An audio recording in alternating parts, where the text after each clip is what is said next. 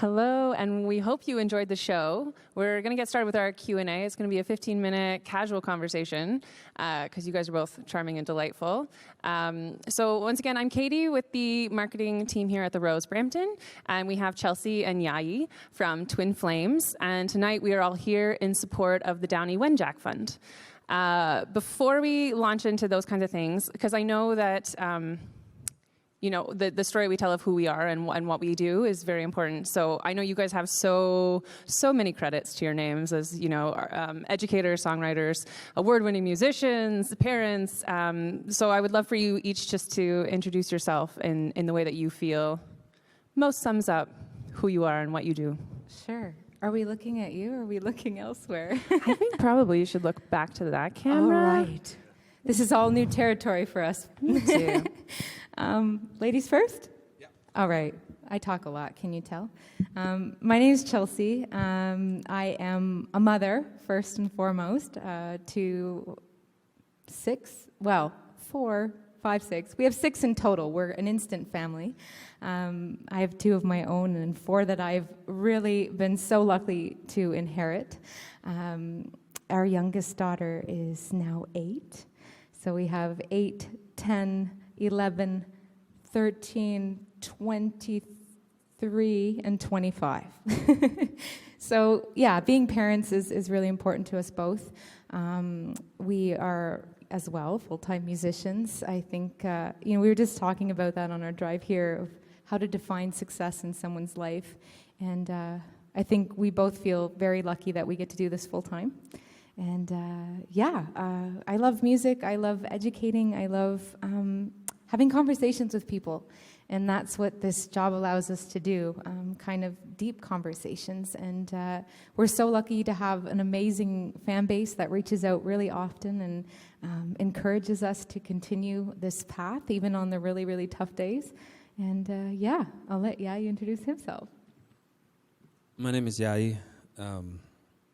Jaaji is George in Inuit. It doesn't really have a correlation, really, but I think for myself, I feel like I'm a conversationalist and not an activist per se, because I think there is room for everybody on this world. There's a role that everybody has, and our role is to have an information session where we inform people of what the realities are with our people. Because sometimes, unfortunately, the history books especially are not always right, and I can attest to that because I spent some detention time for disregarding some of the teachers' comments. But that was a long time ago. But today, I think it's very important that as musicians, we have a spot where we can shed some light in the very dark past that we do have. And I think that having a conversation with somebody that is misinformed or ill-informed, it just opens that idea that everybody has an opportunity to also realize that what it is in front of us as people is there's a lot of story behind it. But I think it's very important that we do say it in a way where we're not shutting the door on anybody while we're talking, because sometimes, unfortunately, when people feel like they're blamed, they just kind of shut down and not want to have a conversation. So this is me in a nutshell. And this is what we do as musicians. That's a great segue. I was going to zigzag conversation, but I think we'll ride that on. So then that ties in very significantly, obviously, to the work that the Downey Wenjack Foundation is doing towards education and awareness with the public and things like that. So 2 questions. The first one is, why did you decide to get involved with them?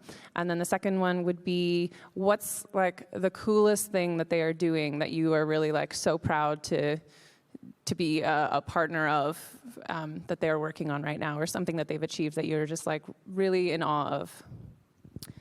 That's hard because they're doing so many amazing things. I think when we were asked to be a part of the Legacy tribute concerts 2 years ago, in all honesty, we didn't know a whole bunch about Gord, Downie, or we had seen it passing on the news and we'd heard of the Tragically Hip, but neither of us were immersed in that music or in that time.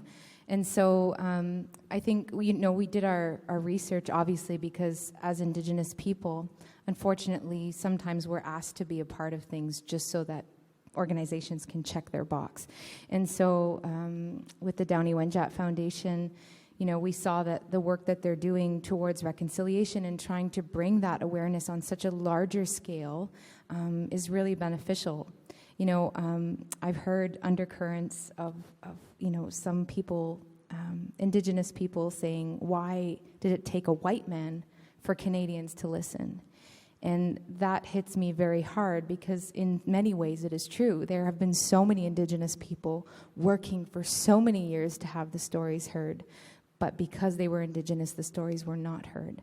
So I'm really grateful that Gord did take that on, and that he worked alongside Indigenous peoples to get the real story and helped our voices be heard, which I referenced earlier during our set.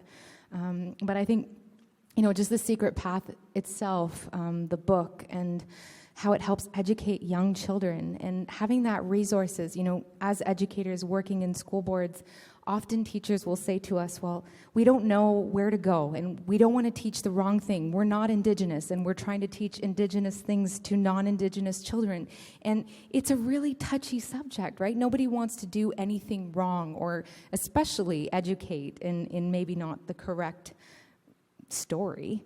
And the story has been changed so many times to make Canadians feel like it's not as bad as it is. And so I think, many times Jaaji and I have pointed teachers to the resources tool, on the Secret Path website, and just all of the great things and how they can approach teaching kids in the right way. And I love so many things about it, but those are some that really stand out. I think for myself, it's the idea that Gord's work is continuing on. The page turned, and I think the segue that he did into his last days, obviously, it was a perfect moment for everybody to pay attention, because it was somebody that obviously left a huge hole on this planet. As a Canadian, an iconic Canadian that wanted to make a difference within the Indigenous communities. And I think that for ourselves, just hearing about all these legacy rooms that are being opened across the nation, I think for me, I feel like there's a safe space in a school, because that's what he wanted. That's what the Chanie family wanted for Indigenous communities, and having Indigenous schools as well. One day we will have our own resources where we can deal with that. But I think it is a perfect opportunity that Gord had set for our people. Yeah, and just making sure that, the little boy's story is never, ever forgotten. He represents so many other children that attended residential schools in this country. And, Chanie just being... The story itself is, I don't think, a human being in the world who can hear his story and not be really affected by it. So, that his memory lives on in such a beautiful way to help Canadians understand the bigger picture and hopefully be the beacon of change in this country is very monumental.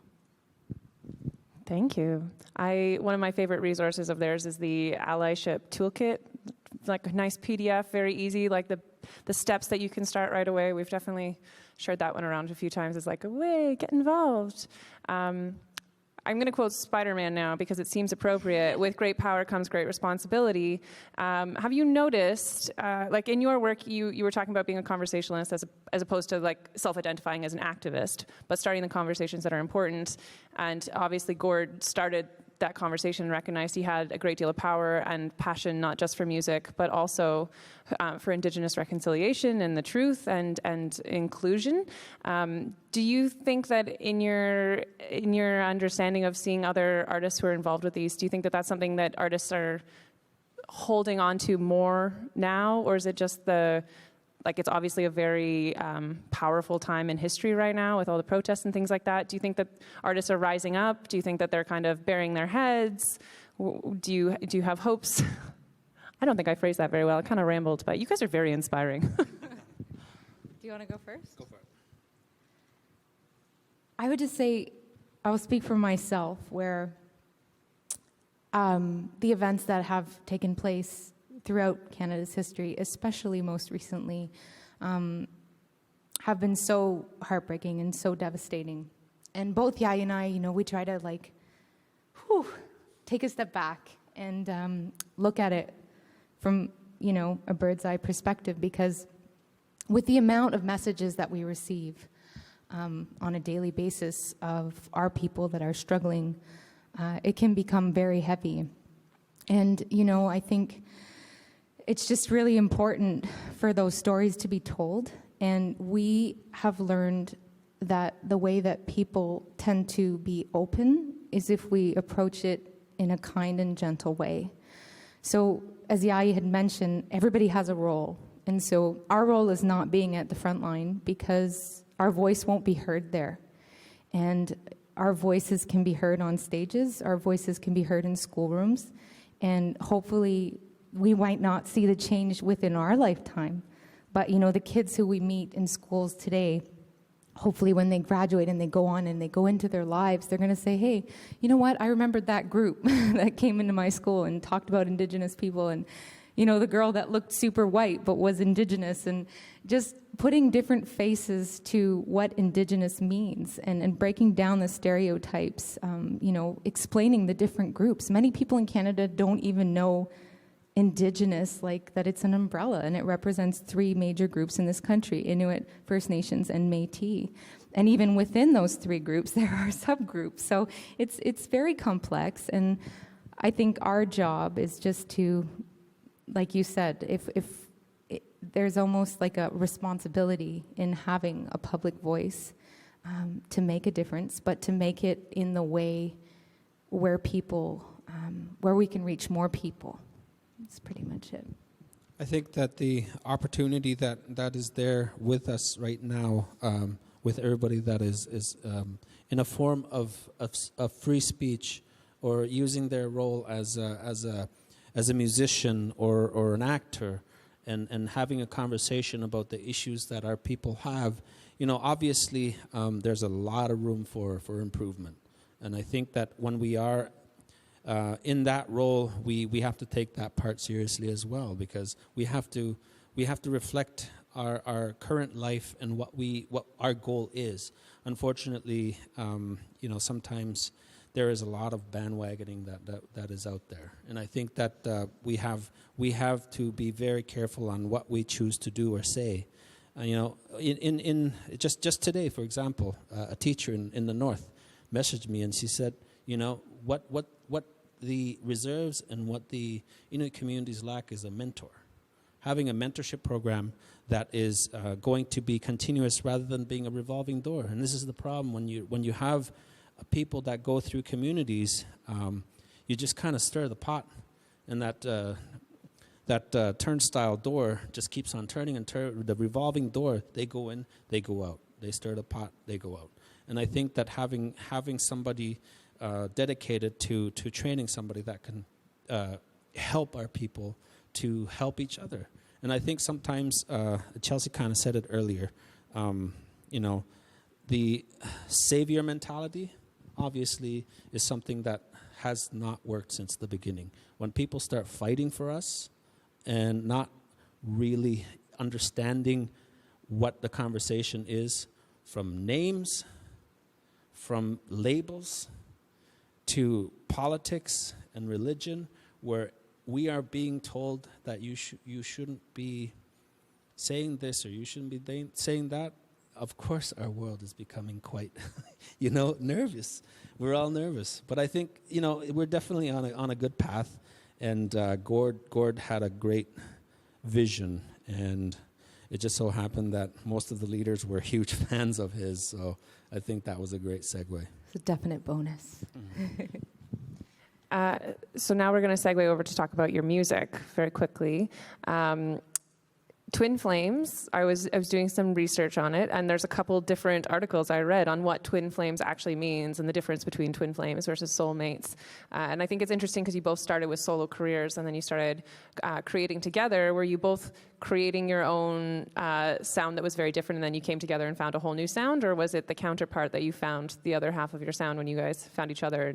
And where does your definition of Twin Flames come from? If you want to define it, you don't have to. Okay, so yeah, we are husband and wife.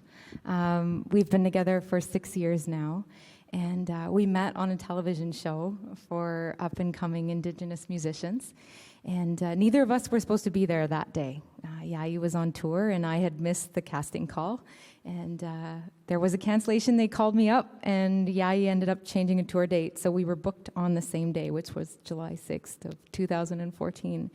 And we met around a campfire, Twin Flames. There was another little meaning there. And our voices kind of met before we did. So he was singing a cover song, and I kind of just jumped in, and the harmonies were instant. And we were both kind of like taken back as to, wow, usually people have to work on these kinds of things. For myself, I had just started out in music.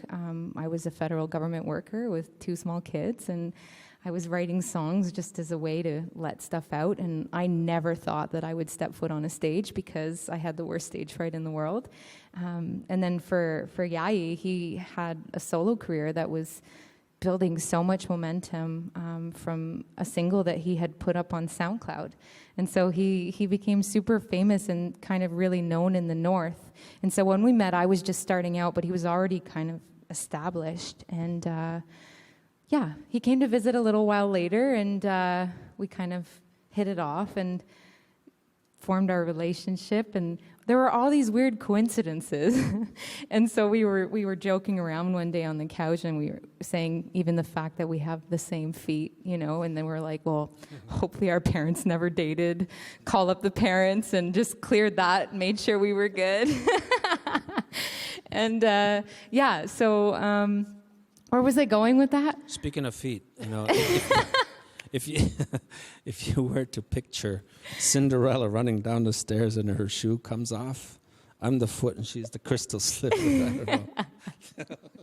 Anyways, perfect match. So we Google searched. Yeah, I'm super bad ADD. Can you tell? We Google searched what that means. All these coincidences, same life events in the same years, and that term Twin Flames came up. And we just thought, how perfect is that? We met around a campfire. The sacred fire is so important in Indigenous cultures. And it just came to be. And he was taken off on a tour that following summer, and he just said, why don't you just come with me?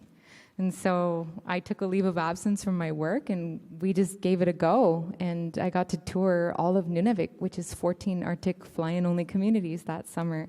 And it was an amazing journey. And I think we both did have a different sound, but very similar, like storytelling songs.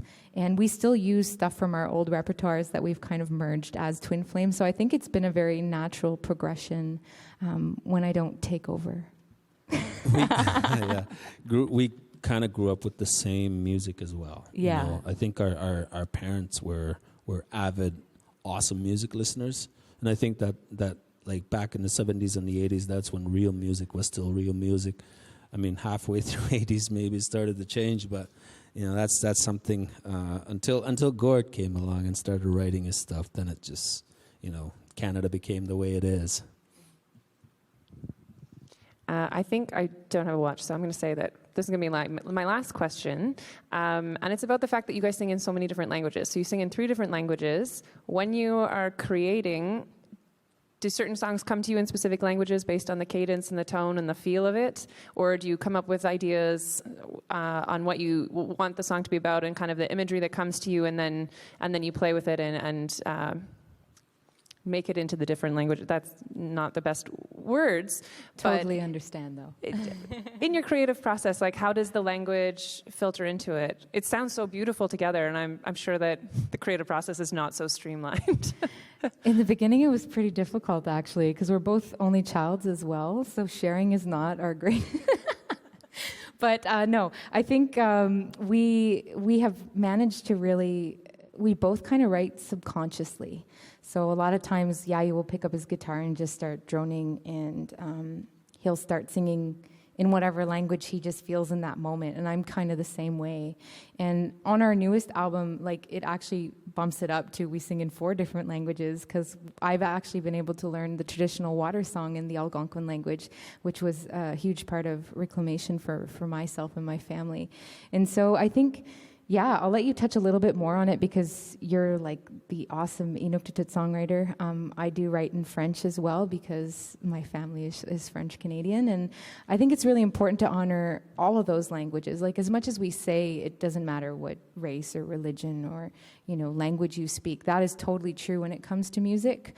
But I think it's really cool to be able to honor them and showcase them, and also inspire the youth that speak that language to be like, hey, I can maybe do that, or I can relearn my language through listening to a song. And so that's kind of been the goal.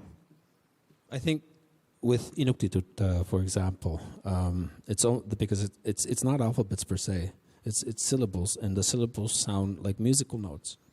So often when I'm writing something, it just kind of happens that I'll hit a certain note, and all of a sudden I'm feeling the moment of whatever song or feeling that I have. And sometimes it's very subconscious as well. And when Chelsey was talking about how it just ends up being I'm singing something in Inuktitut or even mumbling it, but I know what I want to write about, she'll think the same exact thing in English, which often is, I would say 99% of the time, it ends up being that song that will either stay Inuktitut, it'll merge the two languages or the three languages, or it's going to be in English with a bit of notes in Inuktitut. But I think for me, obviously the pride in the boy from Huaktak being a very strong linguistic community. I mean, we were scolded if we said something wrong. If we slanged on the words, we got scolded hard. And I think that was a huge reason why everybody has so much pride in me singing in the language. But then you kind of branch that out to the whole of the North, where they have so much love for the Inuktitut language because it's a form of identity for everybody. Obviously for myself, I was immersed in it. I don't feel that it is something that it's the only thing, but it definitely has a huge part in my life. And my mother, often would say, it is what it is. This is the language you speak in the house. This is who you are. But if my guitar is there and I start playing it, my guitar won't say, hey, it's that Inuk guy that's singing again. Music has a huge, it's very subjective, but it's also a huge emotional factor. You can sing about something in another language, but somebody's going to catch it if you feel it, if you are feeling it as a songwriter. And one of the cutest stories that we have when we first started to become musicians was, we don't do bars. We don't play in bars, rarely, just by choice. And we happened to be playing at a bar after somebody invited us up on stage, and we sang a song called Nunaga, which means my land. And that was a song that Chelsey was talking about that kind of put myself on the map in Inuit music. And I explained it. I described what the song was about. After the song was done, there was a 90-plus-year-old man with a cane that started coming towards us from the back.